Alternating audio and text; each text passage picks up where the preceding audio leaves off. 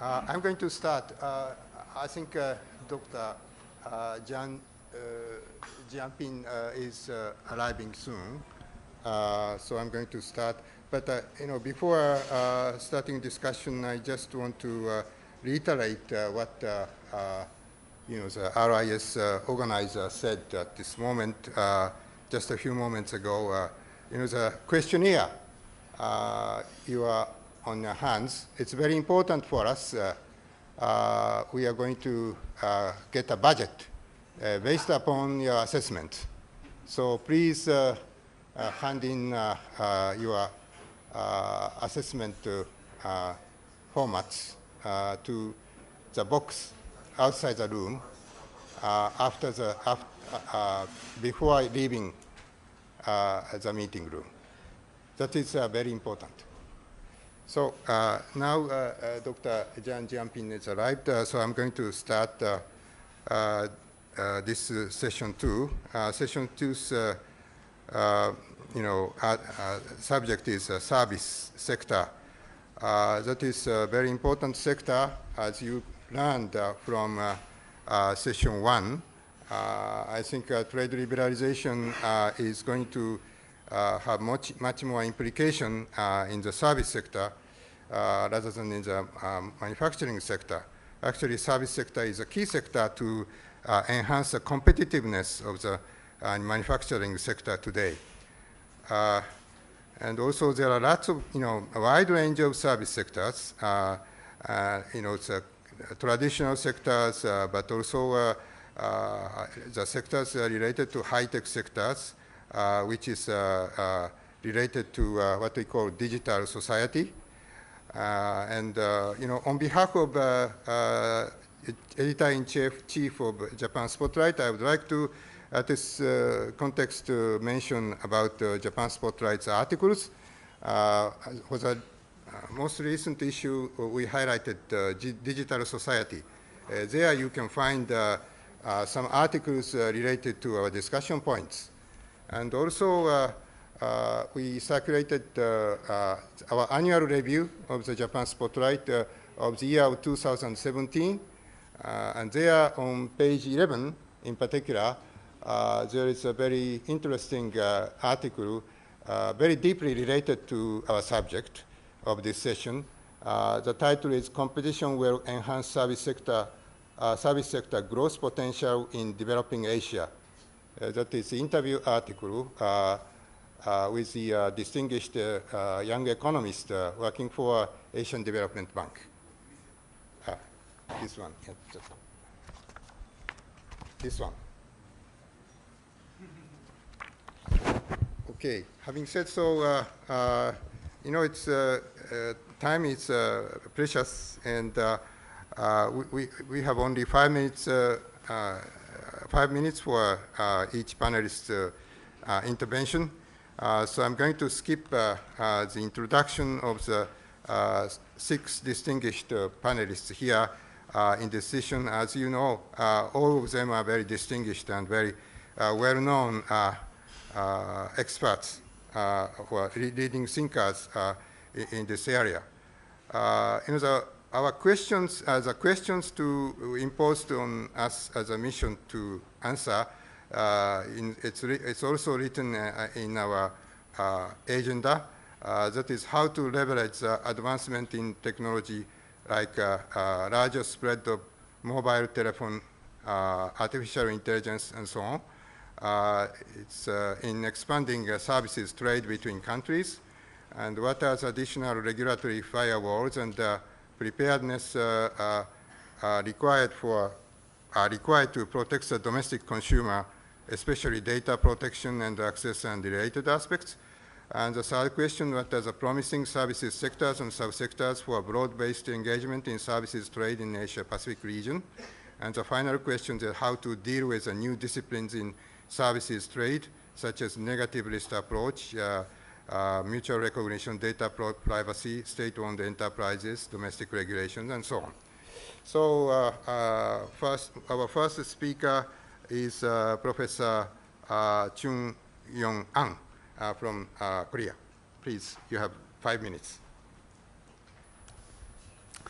Thank you very much. It is increasingly clear that the promotion of the service trade in the Asia-Pacific region would provide a new growth outlet for needed trade expansion and job creation against growth inhibiting protectionism. The service sector liberalization is likely to reinforce both market-driven cross-border supply chain and the trade in services and goods, as well as the enhancing manufacturing and overall economic efficiency. Well, as the TPP 11 is going to be effective on December 30 this year, the RCEP needs to be concluded as early as possible to exert trade and investment liberalization and facilitation in parallel with the TPP 11 in the Asia Pacific. Well, the trade liberalization measures for the service trade contained in the TPP 11 is regarded much higher and advanced than those being negotiated on the RCEP.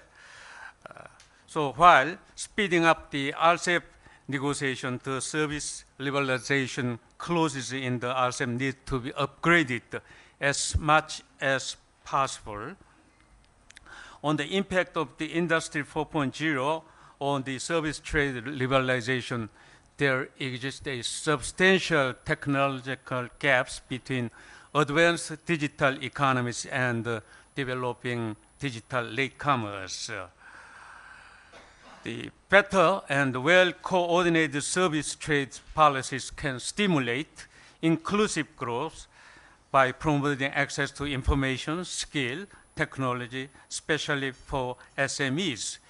Given the serious digital divide among Asia-Pacific economies, we need to create an international cooperation mechanism for digital capacity building for the digital latecomers to ensure the meaningful service sector liberalization.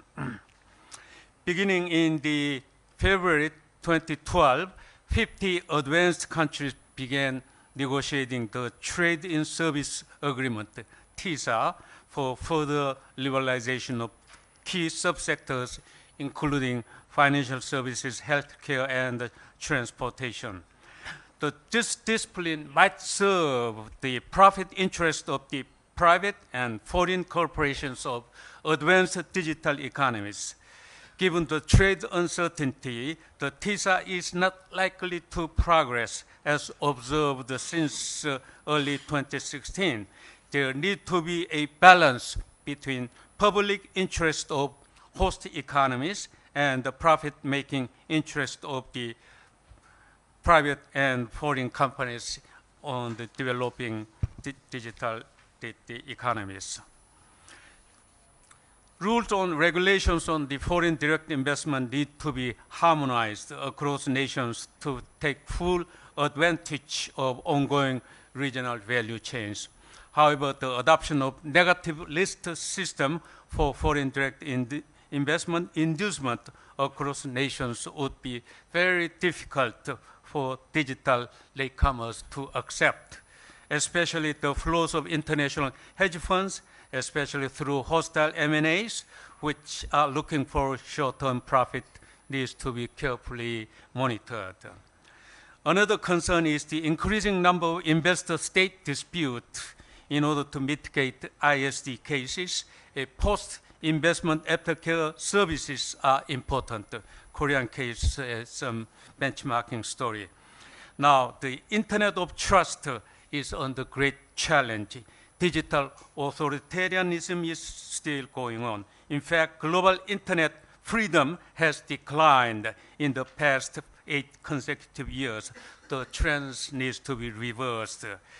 It is great that ASEAN countries agreed to facilitate cross-border e-commerce transactions within the region. I would like to suggest that cohesiveness of ASEAN could be expanded to existing ASEAN plus one or more FTAs in a win-win framework of service liberalization. the Model 4 General Agreement of Trade and Service is the most regulated. The more professional skills and training are involved in the cross-border movement of natural persons, the less likely to adopt mutual recognition system. We might start some easy ones, such as translator services for tourism. On the most promising service sectors for common development in the Asia Pacific, I would like to suggest tourism and e-commerce could be prioritized because there is the relative less water between liberalization and the concessions allowed by domestic laws and the binding clauses of international agreement. Expansion of the intra-regional open sky agreement for low-cost carriers to fly rather freely in the Asia Pacific would provide a new momentum for regional tourism development. Data privacy and information security is another important issue. The European Union's general data protection regulations should maintain a balance between privacy and economic competitiveness. In conclusion, making the most out of the digital transformation for trade in goods and services require openness more holistically and thinking about measures affecting goods, services, and digital connectivity more jointly, and about measures affecting the full value chain. Thank you, Mr. Chairman. Thank you very much, Professor An, for your very comprehensive presentation in responding to all the questions to be covered by this session. So the next speaker is Professor Dey from India, please. You have 5 minutes. Yeah. Thank you, Mr. Chair. Can I have the slides? Right. I will be basically doing 2 things. One is in the last ASEAN-India summit in Singapore, in the last week, Prime Minister Indonesia, he declared that Indonesia ratified the services and investment agreement of India, which was pending with Indonesia.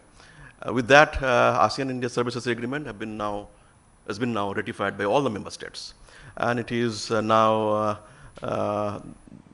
the practitioners, the government, to take a time and implement it. So what I will do, I will share some information about services trade and investment agreement between ASEAN and India, and then I will pose some questions, some takeaways on this subject.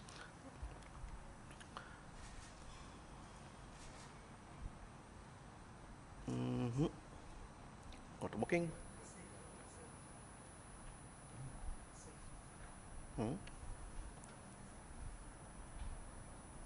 Right. Which one? Second one. Okay. Right. Good. Let me present just an overview. There are some statistics, some data.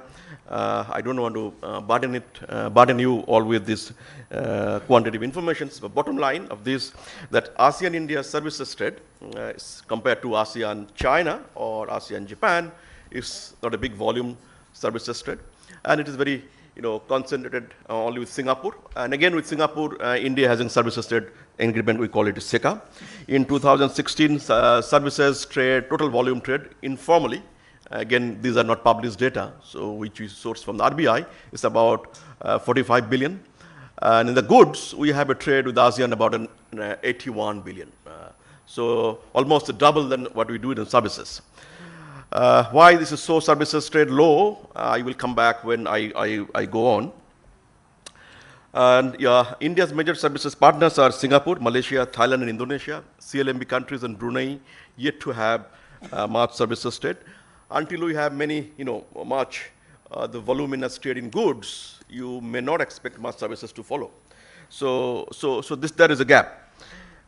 Services, India's exports are mainly routed through modes 1, 2, mode 3, 1, 3, and 4. Trade in services in mode 2 are very limited. And we have signed the services trade agreement. And as I said, all the member countries are ratified, and it is the time for implementations. And this is certainly, once we implement, this is going to strengthen the trade and investment relations in Asia Pacific. Right. So you just a quick look about that trend line that we signed the FTA in the goods in 2010, and there are many questions raised that why India signed an FTA, and this is not very visible for India. But you can see that after signing the FTA, the rise of both total trade, which is the first line, which is very steep. And if you see, now that come back to India's and ASEAN services trade profile, India's services is having services surplus globally. So also in ASEAN, the blue one is the services export, and the red one is the services import. India's total services trade is something around 600 billion. Sorry, bigger pardon, 340 billion, whereas the ASEAN's total services trade is coming about 640 billion, almost twice India's services trade volume. And if you look at the compositions, there are little complementarities between them. Many places we overlap. Jokingly, if you see this India's earning from IT and computer services, about 57 billion. Sorry, it is about telecommunication, computer and information services. We have earned about 55 billion in 2017. Is actually wiped out by the transportation services. If you see the India's import, about 57 billion, which is more than India's earning from IT services from transportation. Basically, our air cargo, shipping cargo, all are taken by the foreign cargo carriers. But if you come to the ASEAN, almost similar. So we need to find out where are the gaps and how do we strengthen our services trade profile between them.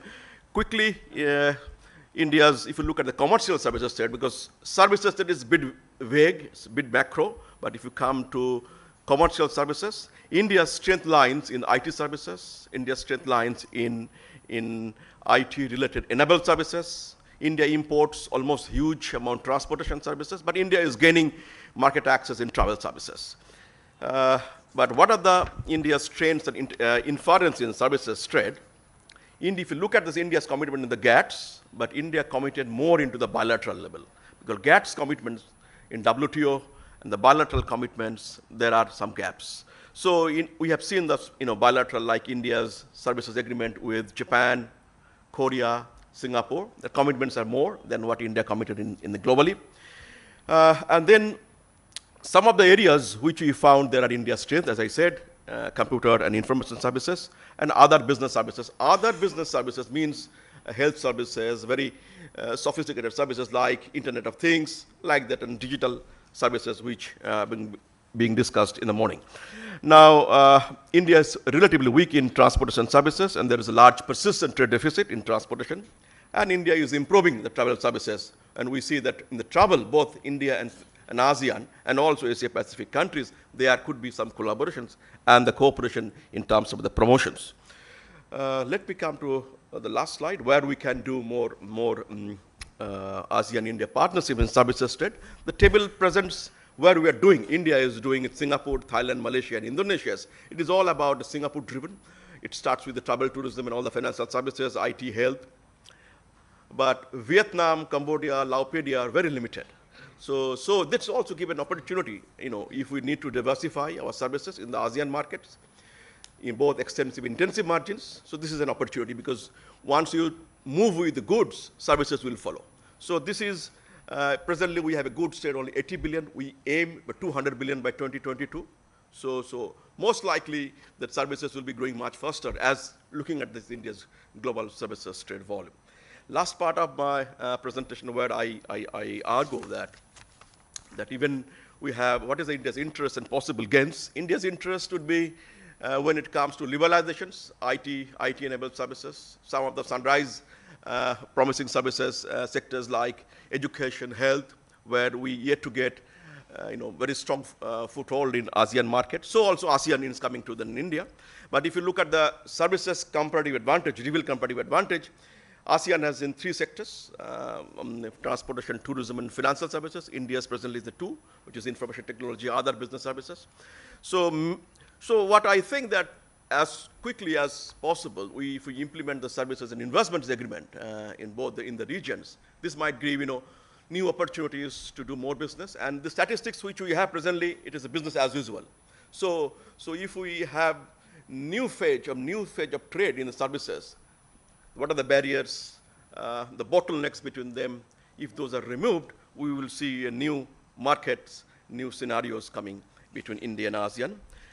But from India, I think that ASEAN is still a very restrictive services market. ASEAN is going yet to be a single common market in services. They have not much, they have not done much in terms of mutual recognition agreement. Only few areas, 5 areas, they have agreed to mutual recognition agreement, commitments. They're yet to be in a single market. So what will happen that if the ASEAN 10 countries, which we see that if they are not yet integrated services common market, it's very difficult for India to have a market access as a regionally. So you need to always move into the bilateral, which is another difficulties. These are the barriers we always face in the services trade between India and ASEAN. And you can see it starts with commercial presence requirements, need tests, educational certification, acceptance, so on and so forth. I have listed 12, which are very popular. These are the basics about the ASEAN-India services and trade investment agreements. Just a quick view is that both the country, both India and ASEAN, they have committed GATS plus commitments. So some, and they have a 3 liberalization schedules. One is for Philippines, which is they have ratified. One is for Indonesia. Recently they have ratified. And another one for the rest, all 8 member states. So these are, and if you look at what are the commitments, so 2 more slides, sure, and I'll finish. Yeah. And I have compared with the GATS, India, Singapore, India, ASEAN, India to Indonesia, and India to Philippines. You can see that commitments in ASEAN, India are more than what in the GATS. So certainly, it starts with business services, communications. These are broad services areas. So what do I conclude from this, even though we have made a series of commitments under ASEAN India services and investment agreements, until we implement, we may not be able to know what is the barriers in their market, in the reality. Let's come to the investment, because investments is directly linked with the services trade. Presently, between the India and ASEAN, it is a investment flow coming from ASEAN countries, mainly Singapore. Between them, the bilateral investments are almost, saturated. It's not picking up. Probably the services trade implementation will have an effect on investment flow. Again, some of the services sectors which are, preferred destinations for FDI between India and ASEAN, like construction services, wholesale, retail, restaurants, and transportation, storage, and communications. So it is purely, if you look at the composition about the service investment flow between the 2, services sectors are the preferred destinations. But these will change completely once the investment agreements come in place. And why I am so optimistic, if you look at the bilateral prospects and India's global contribution to the services, about 5%, global rank in 5th, and next to is in Singapore, rest are below 20 or below 30. So this means that this variation will be there. So if we encourage our services and investments agreement to come in place, so obviously this will make huge change, because services will be India's net services exporters in education, health, IT, and IT-enabled services. So this will be making more trade between the services, and also it will attract the investments. Let's come to, if you look at the Korea, China, Japan, we have several reveal comparative advantage estimation. This also indicates that a complementarities in bigger pictures, like in Asia-Pacific regions. And RCEP, the latest Auckland discussions, which is indicated to us, that is Mode 4 for the movement of natural persons. This has been agreed. So this is also a great achievement, I think, in the services that is India looking for. The last slides, what that we can conclude or we can say about where India could gain for Asia Pacific or Indo-Pacifics. India's interest will be, as I said, is computer and related services, professional services, other business services, but we need to move only those areas where we have less barriers. We do more commitments when the barriers are less. It is easy to start the business. Some of the areas where, like as I said, that travel services, tourism services, education services, health services, these are the India can provide the niche technology. And so this, if we start implementing the services agreement, this will have a huge impact, on the regions. And the last slide, I have exceeded my time, that's concluding slides. Clearly that growing ASEAN in the services trade and it will certainly strengthen the multilateralism, regionalism through ASEAN and India. And we need to do some collective cooperations, collective work, and integration of services is very important. We cannot do just ASEAN, India in a single, on silos. It needs to be linked up. And how do you do it? We need to see ASEAN Economic Community Target 2025 and India's interest. I have outlined 4 or 5 points. I'm not going to read them out because of the lack of time. But there are complementarities where if India wants, they can take more liberalization. So also ASEAN. And particularly when we talk about the global value chains, these GVCs will certainly bring more services trade, new types of services trade, investments. We need to also look at the regulatory cooperation. Sometimes you don't commit, but if you do a cooperation at the regulatory level, educational services or health services, those who are regulators, that can give you, sort of a bottom-up approach to more trade comfortable. Then last 2 points, which I said, that coordination among professional bodies. There is no such coordination is happening between professional bodies which are looking at the mutual recognitions of services agreements between India and ASEAN, or maybe in the Asia Pacific regions where we can learn more from exchange of knowledge and know-hows. Collective development of regulation, regulatory standards, sharing of knowledge, those are also equally important. Thank you, sir. Thank you very much. I really appreciate your very detailed introduction of Indian picture of trade in services, in particular based upon your excellent quantitative analysis. So the next speaker is Professor Gary Hawke from New Zealand. Please, you have 5 minutes. Thank you indeed, and thank you to those who are responsible for inviting me here today. I take a very different approach to the topic, and want to start by the assertion that services are often embodied in goods, and we have to turn away from thinking of services as a separate component of trade. The role of services is in economic integration, not in access to the border for particular kinds of services like business services, tourism, financial services, and so on. Economic integration, not barriers at the border. The idea that there is a distinction to be made between trade and behind the borders things is wrong. Going all the way back in the history of GATT, it was very soon after the beginning of concern with tariffs that attention started to focus on other barriers to trade. Export subsidies being one of the first in the 1950s, 60, 70 years ago. Subsidies on production next, sanitary and phytosanitary standards and technical barriers to trade, and the whole role of government procurement. Those were all very familiar in GATT. The topic was always economic integration, not tariffs and barriers at the border to trade. It's called trade simply because that is the term which was used in the way in which the economic discipline developed. The economics of trade was always concerned with the interactions between different economies, it was not concerned with the movement of goods from one country to another. The context for discussing services and economic integration is less likely to be analogous to those used for goods than it is to be part of the process of regulatory cooperation. The issue is, how do we reconcile policy space, in some sense, for decisions about things like appropriate levels of consumer safety with the desirability of making the greatest possible efficiency in the use of the resources in the region as a whole.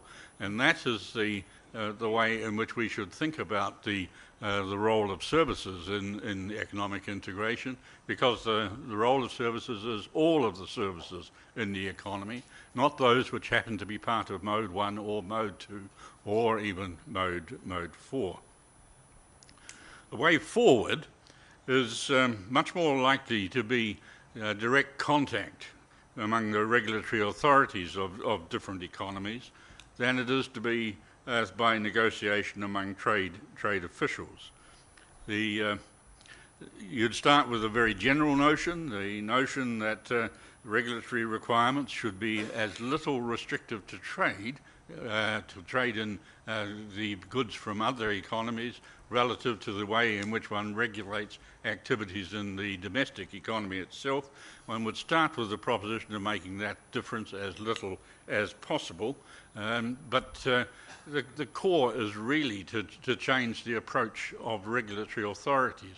One simply has to get regulatory authorities who are used to thinking of themselves as putting barriers in the way of traders in the interests of things like consumer safety, and getting them to think much more in terms of the good for the region as a whole, rather than the narrow concerns about particular kinds of goods. Above all, one should avoid fruitless debate about trade versus national sovereignty and keep the focus on the issues of making sure that policy is as effective as possible for the objectives which it is stated, and which has as little discrimination between production of the national economy and the goods coming from overseas. Now, that doesn't deal with all trade in services, and there are issues around tourism and so on. Those points do have to be taken into technical discussions and being built into mutual recognition agreements. But above all, the emphasis should be in promoting the right sense of cooperation among regulatory authorities, rather than simply imposing new sorts of rules. Thank you. Thank you very much, Professor Hawke, for in particular having highlighted the importance of regulatory reform in service sector liberalization. So the next speaker is Ms. Prakash from ERIA. Please. You have 5 minutes. Thank you, Haraoka-san. I'll use a PowerPoint presentation, and today I present an East Asian view of trade and services, how the East Asia region is faring in this particular area of trade. What is the prognosis for the East Asia Pacific region? What are the promising sectors in trade and services? And what sort of policies are required to fulfill these promises for the region? And very brief look on the situation of services in RCEP and the important policy areas emerging both for the region as well as in the global context. As we have known for some while, that services trade has been far more resilient than trade in goods, even though the volume of trade in goods has been much more than that of services. It is the resiliency inbuilt in this sort of trade that is something that Asia Pacific needs to take a closer look at, and why other parts of the world are doing this better, or maybe not so better in some sectors than Asia Pacific. This is a goods and services trade situation in ASEAN +6, and we are not doing very badly, even though Asia Pacific has been termed as the factory of the world. We are doing pretty well in services sector also. ASEAN 10 has, the services sector comprises literally one-fourth of its total, one-fourth of the goods trade. China almost 1/10, India and New Zealand roughly about half, South Korea is 1/5. So we are slightly better off than we would have suspected ourselves not to be. But the question is the region advanced enough in services trade as compared to rest of the world? Prima facie, from the previous slide, it would look, the answer would be yes. Most economies have roughly about 50% of their economy in services. But when compared to other economies, we look to be slightly behind. The EU 28, USA, even Russia is at a 56%. And so there is a huge margin for improvement and a huge scope for increasing our services contribution in our total trade. I'll quickly come to this slide, which is basically a comparative view of the trade in services. In the next few years, when growth will likely slow down, consumption will become very important driver for emerging economies in Asia Pacific to drive their growth. Therefore, exports of services will be important, but imports will be equally important. And besides consumption of, this is especially true for emerging economies, besides consumption, political leadership, policies on inflation, social policies will be very important in the next few years. Also, we need to see what is the sectoral breakup of the services export. First, we take ASEAN. As we know, travel and tourism comprises the the largest part of the sectoral composition. Other business services too, but of course, Singapore has a far more diversified picture here. But as we would have known intuitively or even by knowledge, travel and tourism is the largest component. In ASEAN plus 6 and some other bigger economies, this is where our comparative view, the Asia Pacific's comparative view emerges more clearly. And as we can see, USA, Germany, United Kingdom, these have a far more diversified services trade than what we practice in ASEAN. But of course, some of the countries in Asia Pacific, including India, are doing pretty well in terms of diversification, and ASEAN may try to get its services exports far more diversified than what it currently is.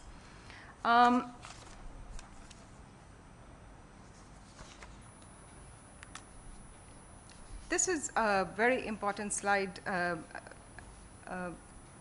This is a very important slide for the Asia Pacific region because, as we would all know, that the future shape of economy, both regional and global, is going to be skill-based, and ultimately the competitiveness of the region will be preserved or enhanced by moving into the higher ends of the value chain. Investment in human resources will therefore become very important. I have chosen just one or two specific indicators in which this particular region requires special attention. This is just a comparative view as to how some economies are investing in the future human resources. The years ahead will not, the growth is not just important in the years ahead, quality of growth will be very important. As we can see in many of the developed economies, it is the distribution of growth is becoming a major policy issue before policymakers, before governments, and Asia Pacific, especially the emerging economies, need to be especially prepared for that. Therefore, investing into quality of growth will be important for all countries, and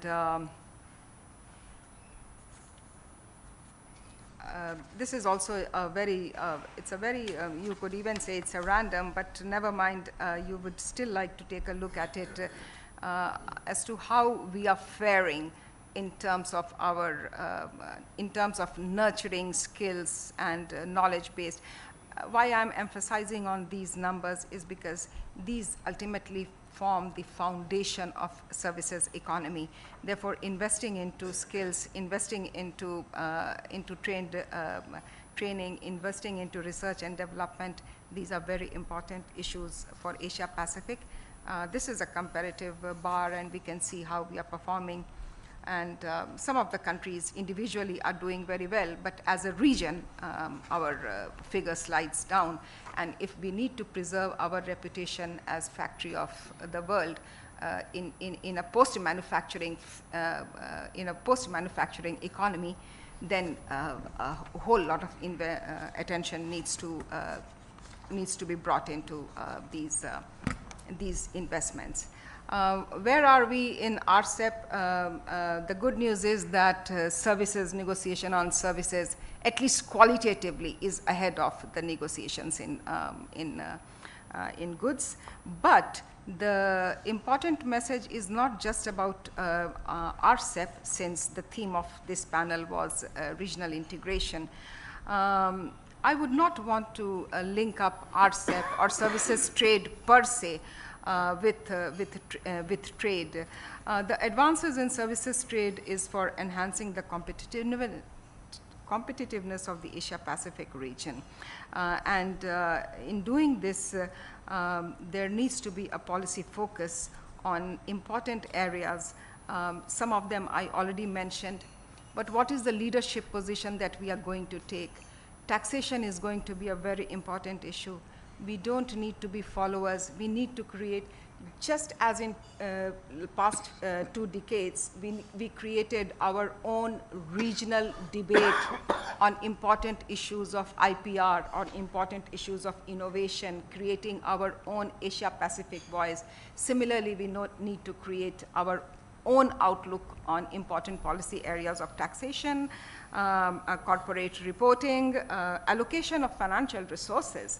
As many of us here would know, that a lot of leadership initiative has already been taken, especially in Europe, EU, but Asia-Pacific needs to bring a huge attention back on these important policy issues in a post-manufacturing world where services will play a very important role. And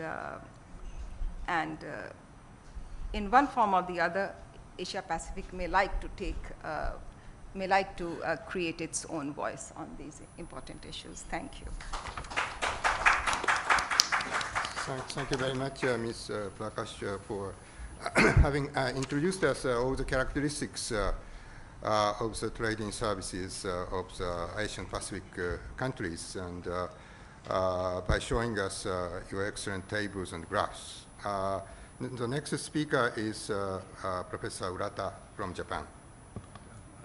Thank you very much, Haraoka-san, for the introduction. As we heard, trading services cover a wide-ranging activities, and I have decided to focus on digital economy. The reason why I've chosen this is because I don't know much about it, so I wanted to study digital economy. And digital economy, or development in digital economy, bring about the new opportunities and challenges. And that's how I look at the digital economy. Let's see. How do I go forward? Sorry. Okay. Specifically, I'm looking at the following developments. Digitalization of economic activities, one, and then datafication of the economic activities. These are 2 aspects that I have focused on. First, as I said, digitalization of economic activities bring about many benefits and some challenges. And some of the benefits include the following: very, very new development in my eyes. And they are likely to replace existing trading goods and maybe even trading services.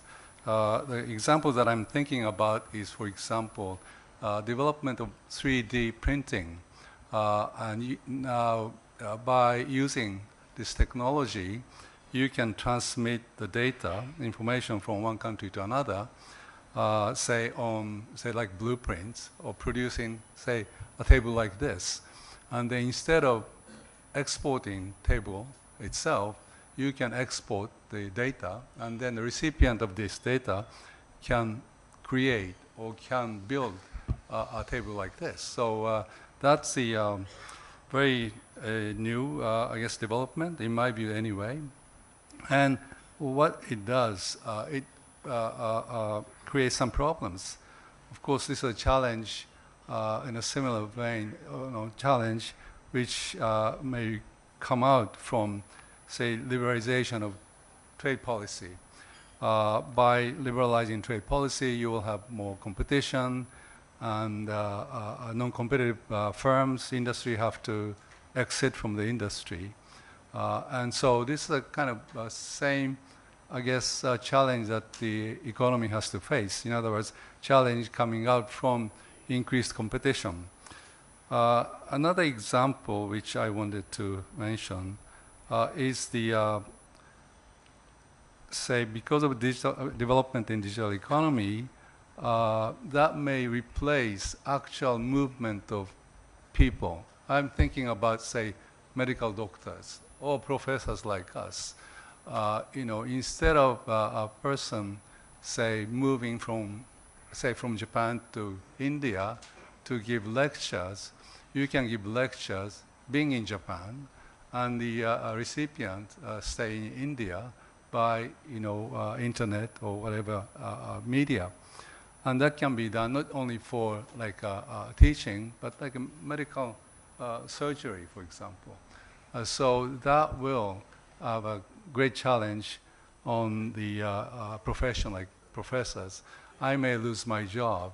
I am sure that I will lose job if I have to compete against very competitive teachers from all over the world. So again, that requires so-called trade adjustment.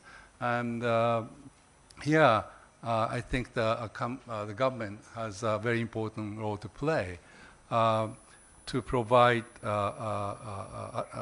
technical assistance, maybe education, retraining, and so on. Maybe temporary protection, not a permanent protection. Of course, temporary protection. Under this temporary protection, those who may get hurt can adjust. So what it means is that we need very good like trade adjustment assistance program to deal with these challenges. And okay, so that's how did you do this? Sorry, this one. Oh, second one. Okay, sorry. And then datafication. We have a big data, and now we can utilize, or the companies and people can use the data which is collected by many agencies. And that, of course, will benefit the users of data. They can, say, maximize the objectives. They can achieve objectives by using these data efficiently, effectively. And in order to promote this kind of activities, we need to have an environment which allows free flow of data and so on. So that's a benefit that we can expect. And particularly, I guess this is a point made by J.S. Harrison early in the previous session. It is SMEs that can benefit from this kind of development. Before datafication was possible, it was big companies which can afford collecting data and maybe storing this data. SMEs didn't have a choice to access this data. But now, if this data, big data, is available to SMEs, assuming that there's a fair competition in the industry, so-called, if the level playing field is established, then SMEs can really benefit from using this big data. And that is what I think the government can provide. But at the same time, this datafication creates some problems because of the economies of scale and economies of scope. Companies with the datafication, superstar firms are likely to emerge unless appropriate competition policy is applied. And that may lead to like digital wars between not only companies, but also between countries. We are seeing some of these developments in the contemporary world. And another challenge is to provide the protection of privacy. And in order to deal with all these challenges, it is important for the region or the world to have rules, clear and explicit rules on the digital economy.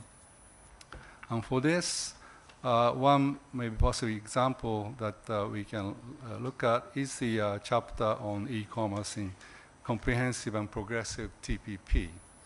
And another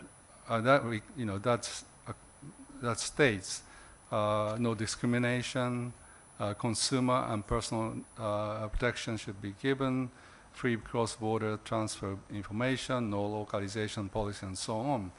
And then I think there's a good development taking place.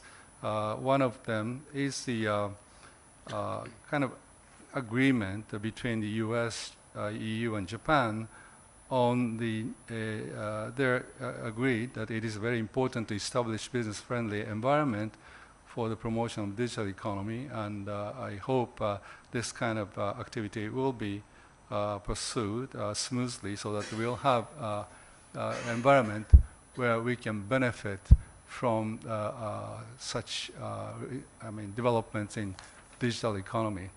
Thank you very much. Thank you very much, Professor Urata, for your having a well-focused presentation on the digital economy. And our last speaker is Professor Zhang Jianping. He's a distinguished Chinese economist from Chinese Academy of International Trade and Economic Cooperation. Professor Zhang, please. You have 5 minutes. Okay. Thank you, Chair. Mentioned the digital economy. The first thing I'd like to mention, e-commerce. In Guangdong province, all of you know this province, a father owned a traditional factory to produce cakes every day.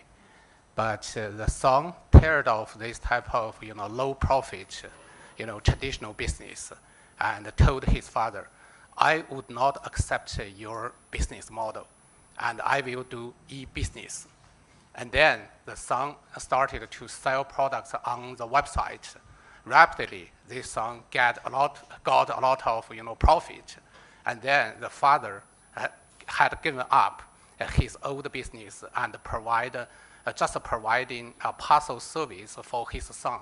So that story, I visited when I visited Guangdong province, and I heard this story. And in that small village, all of young generation today are busy with e-commerce and get profit. And today in China, e-business is booming and booming, so that if you look at China's domestic consumption, every year, e-business consumption climbing up by 30 to 50% growth rate. And also, for China's imports, a lot of goods from overseas by this channel. And then, we said that this is a new business model and new growth points. But here, this field is facing with some of challenges, just like mentioned by Professor Urata, privacy issues. Also, that for tax tools, both for import goods and in other countries, maybe Russian or other countries say that, so a lot of small parcels from China, and if we need to have additional tariffs on those small parcels, these type of things. So in this regard, I think that WTO need to consider how to regulate this type of new business model. Also, I heard that in EU countries, a lot of scholars, when they need to discuss e-commerce, and they say that, okay, without Chinese participants, we would not discuss this type of issues, because Chinese side is playing very important role on this aspect. And the second thing, that is fintech. One of my Hong Kong friend, when this guy wanted to visit Forbidden City, and he was very disappointed, and he told me that, oh, come on, I just like to buy a ticket. But when I went to the, in front of the Forbidden City, there was no any, ticket box, and no person responsible for this type of things. I have to apply my ticket on website and to pay for by, Alipay or WeChat Pay. So if you want to visit the Forbidden City today, you have to ready, on the website. So actually in China right now, Alipay and WeChat Pay are very, very popular in every aspect. When you take a taxi and you pay your, goods both on, web or, in a small store, something like that. So I think that fintech also will be another, trend for, economy. But I think that in this field also we need to, have relative, rules and regulations, both domestically and internationally. Especially, I like to emphasize on that both fintech and e-commerce will seriously relying on infrastructure. You know that you have to, access to electricity, and you have to have your smartphone. You also have your, e-business model. And meanwhile, those people maybe should have, more qualified to operate, e-business. So in this regard, we also need to provide more and more training courses and educations for those human resources. So for trading services in China, actually today as a big economy, but China is suffering from, huge trade deficits every year. You know that I noticed that President Trump never mentioned their trade surplus on trade in service from Chinese side. Also, you know that in China, if you look at China's service sector's contribution to China's GDP, below 52%. So that's why nowadays Chinese side is encouraged to promote service sector's development. Meanwhile, we are started to open more and more opening China's service sectors in many free trade experimental zones, such as Shanghai, Guangdong, Tianjin, including 12 provinces. Right nowadays, they have their new, opening up platforms. So we hope that on those platforms, both those FDI inflow, concentrated in service sectors, as well as China's domestic capitals concentrated in these sectors, and by competition, and then our service sectors could be, upgraded, and then, our, service sectors competition also gradually will be upgraded. So in this regard, from Chinese side, we are strongly support, WTO related negotiations, such as, TISA, this type of, platform from Chinese side. Maybe in the near future, actually nowadays we wanted to join. I hope that in the future we can join that negotiation. Also, we are confirmedly supporting RCEP negotiation, both for trading services and trading goods negotiations. Meanwhile, Chinese side is aiming for more complicated, more to negotiate and to sign more and more free trade agreements with other countries in the world. We hope we can have our network on that. So last point regarding China and India economic relationship, I like to say that India is good at service sectors. Chinese side is good at manufacturing sectors. So that's a quite complementary relationship. So we have to consider comprehensive relationship instead of just trading goods. Meanwhile, in my mind, actually, in China now, our manufacturing sector's contribution too high, higher, still higher than 40%. So that's why we are encourage China's enterprises to go to other countries to promote manufacturing sector's development.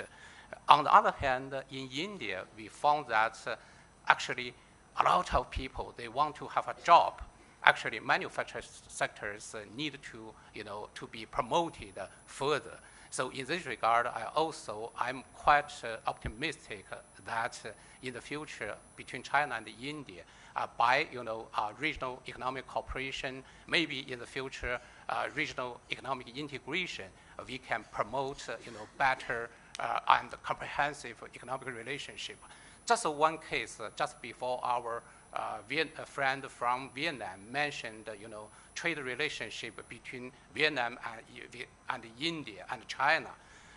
Every year nowadays, the trade volume between China and Vietnam about 100 billion US dollars, but between China and India, only about 80 billion US dollars.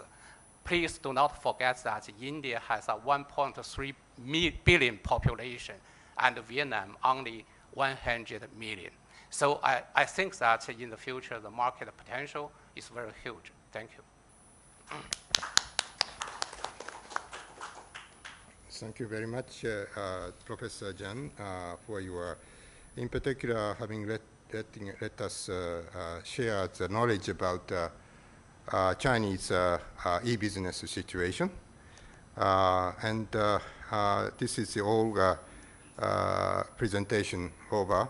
I apologize to you for having been so unable to handle the time allocation issue. We have only 15 minutes for a discussion. I'm taking maybe 3 or 4 questions. Like in session 1, I would like you to identify yourself and identify who you are going to ask questions. Please, the gentleman over there, please.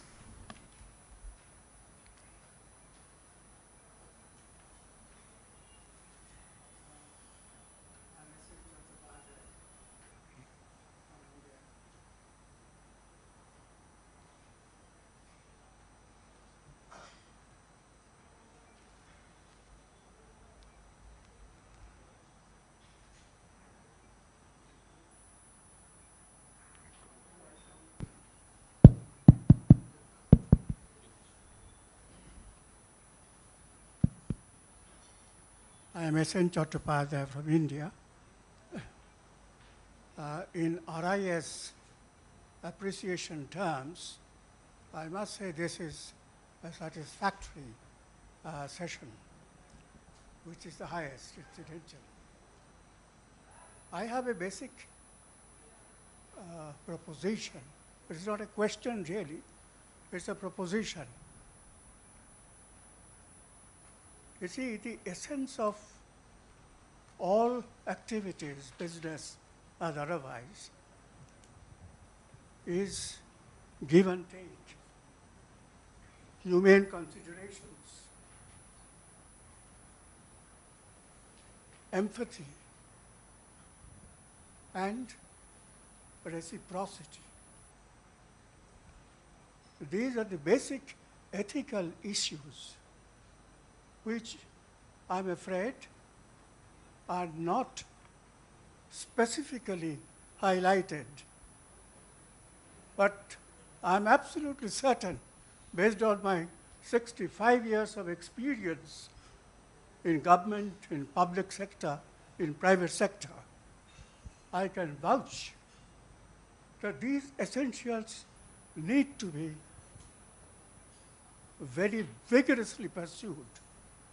My first proposition is all should get together regionally, globally, sectorally, country-wise, to suggest that let there be a global institute of ethical studies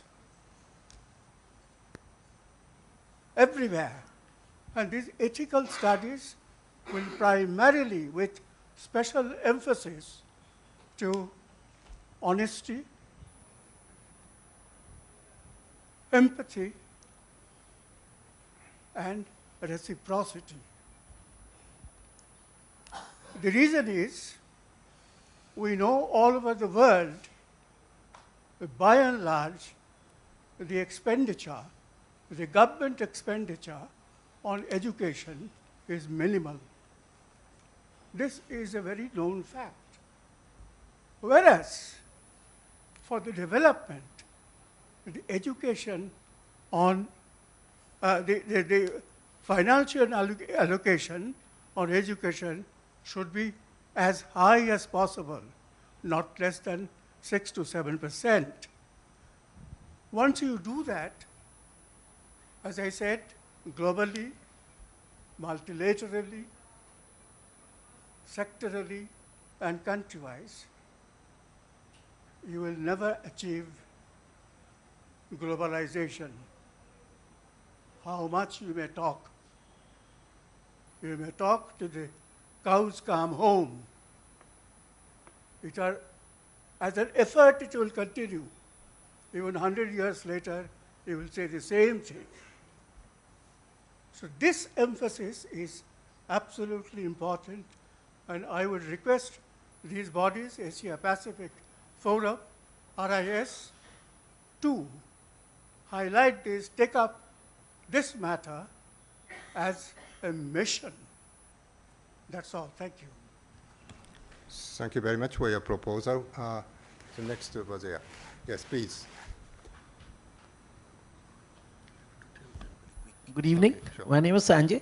The last panelist, I believe, had said that India is it's important. India is important in the service sector, and China is important in the manufacturing sector.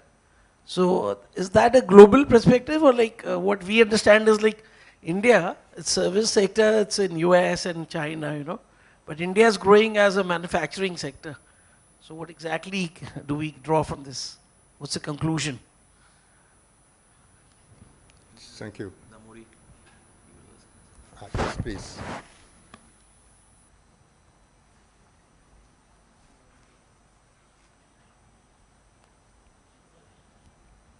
Okay. This is perhaps for Professor Urata.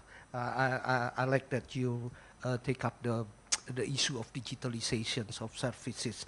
And I think one aspect of technology that we often forget is that the technology is now easy, much easier than 20 years ago.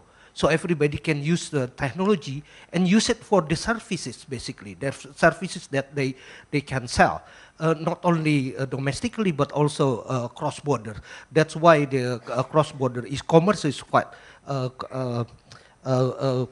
it's increasing very fast. But the thing is, while the business sector, private sectors, also a community in general use the technology easily, the governments, the one that use the policy and regulations, are quite reluctant to use this technology. Although they're the ones who get the burdens of this new technology and new kind of type of services, including cross-border services. Like, for example, 2 months ago, I listened to presentations of the head of custom office in Suvarnabhumi Airport, and he mentions that the number of package towards Suvarnabhumi Airport increased by 3 to 4 times during the last 2 years. But they don't know how to do with this cross-border e-commerce.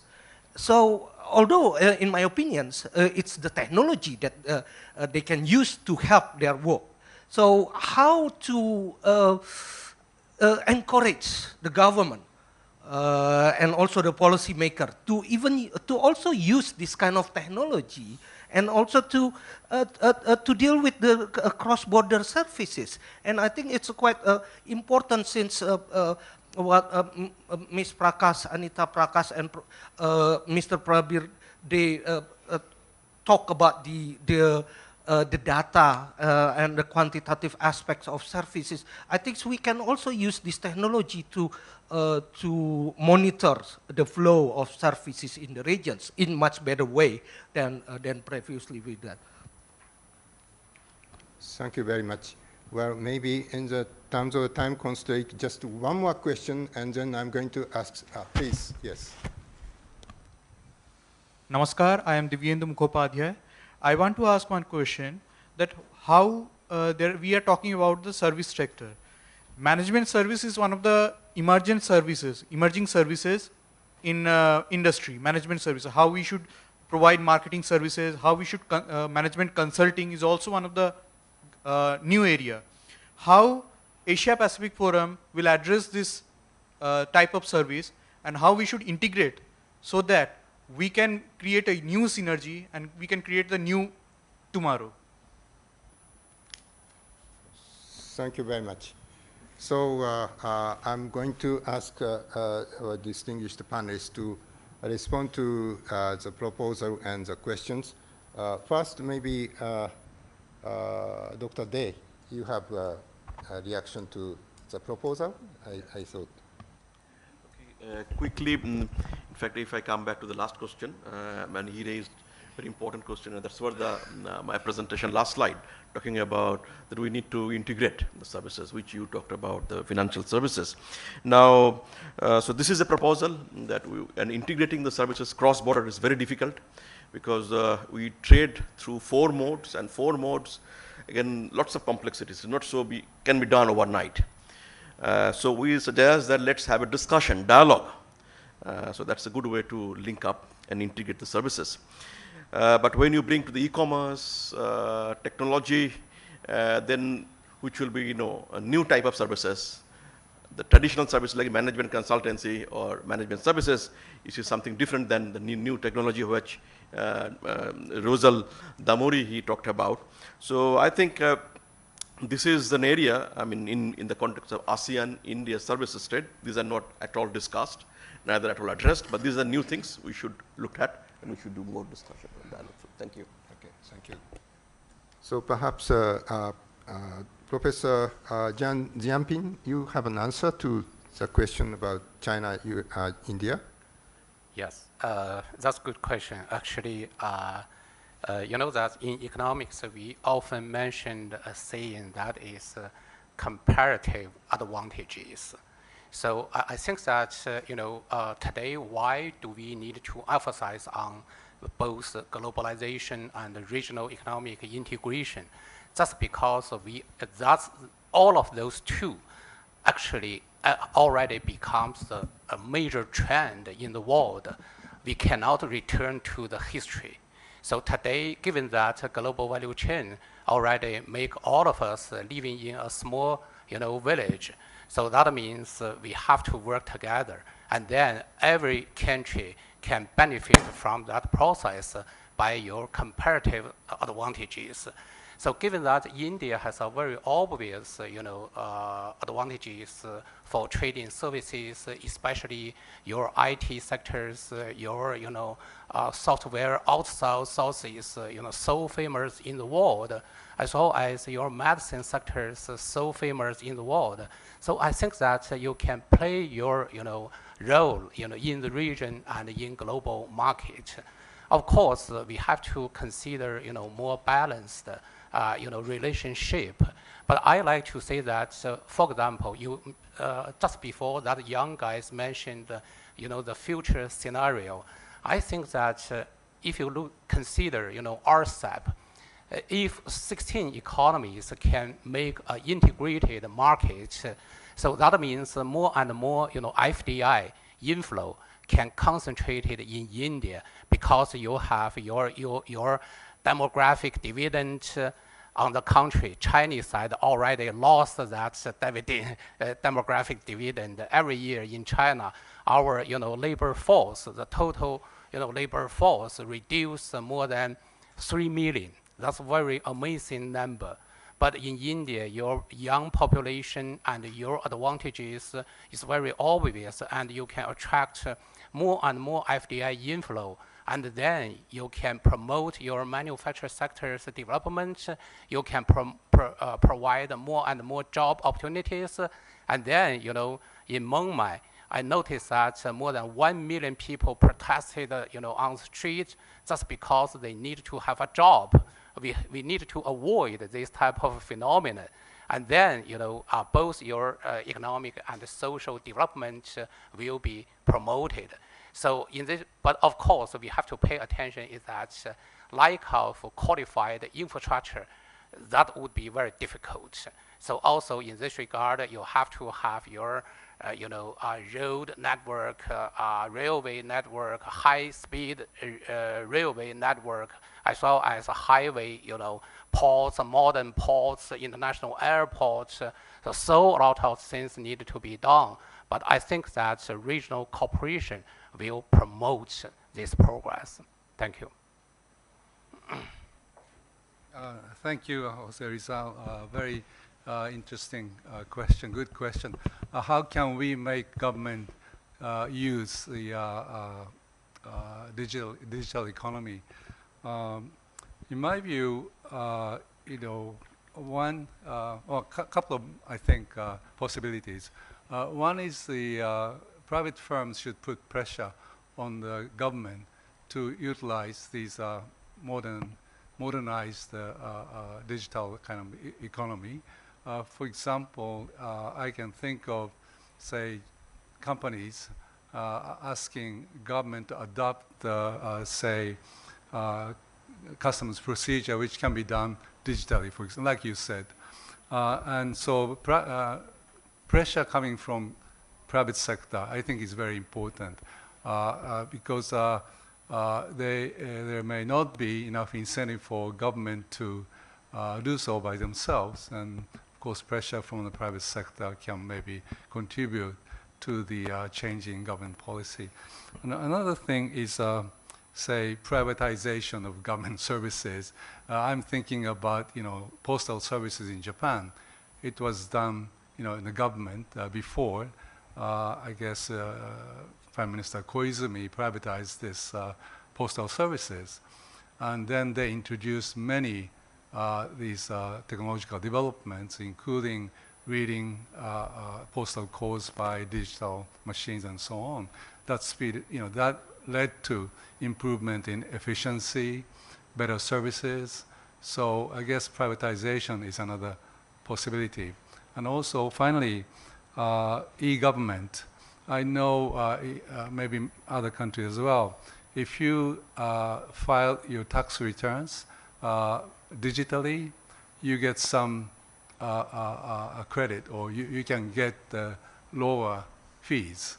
So if there's an incentive for citizens to use digital method to receive government services, then of course that will lead to more demand for services as well as supply of services. So there are, I think, several ways that you can try to see whether a certain method can help government use digital economy. Thank you very much. Thank you very much. With this, I'm sure our three other distinguished panelists must have many things to say, but unfortunately, time is running short. So I would like to finish this session, and maybe during the coffee break, you can ask questions to other panelists about their presentations. With this, I just want to repeat my request, which I said at the beginning of this session. Questionnaire is very important for us. So I would like all of you to hand in your questionnaire filled in the box outside the room. With this, could you please join me in applauding to them for their excellent performance. Thank you so much. Thank you. Thank you so much.